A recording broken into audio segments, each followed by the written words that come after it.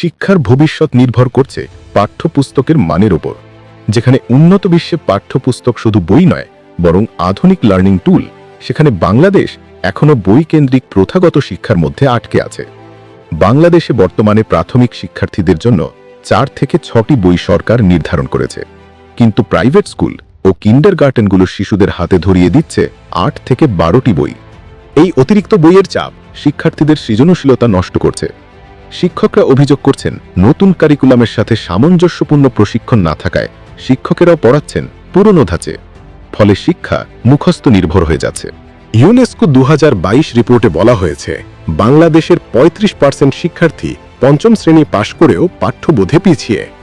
BRAC education research 2021 বলছে, private ও kindergarten শিক্ষার্থীর 60% পড়াশোনার চাপের কারণে হতাশা বা অনীহা বোধ করে। অন্যদিকে আন্তর্জাতিক মানের পাঠ্যপুস্তক তৈরি হয় শিশুর মানসিক বিকাশ, কৌতূহল ও আনন্দকে সামনে রেখে।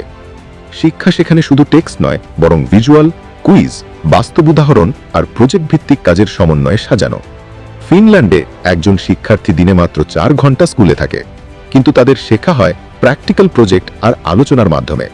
সিঙ্গাপুরে গণিত বা বিজ্ঞান বইতে থাকে বাস্তব সমস্যার সমাধান, যেমন বাজারে কেনাকাটা বা খেলার মাঠের গণনা।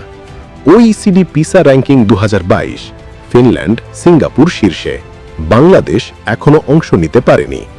ওয়ার্ল্ড ব্যাংক রিপোর্ট 2020, সৃজনশীল পাঠ্যক্রম শিক্ষার্থীর সমস্যা সমাধান দক্ষতা দ্বিগুণ বাড়ায়।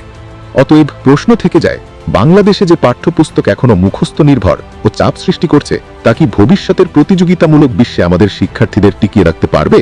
নাকি আন্তর্জাতিক মানে যেতে হলে আমাদেরও পাঠ্যক্রমে মৌলিক পরিবর্তন আনতে হবে?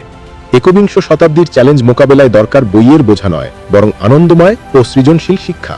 বাংলাদেশের ভবিষ্যৎ প্রজন্মের জন্য এখন সেই পরিবর্তনের সময়।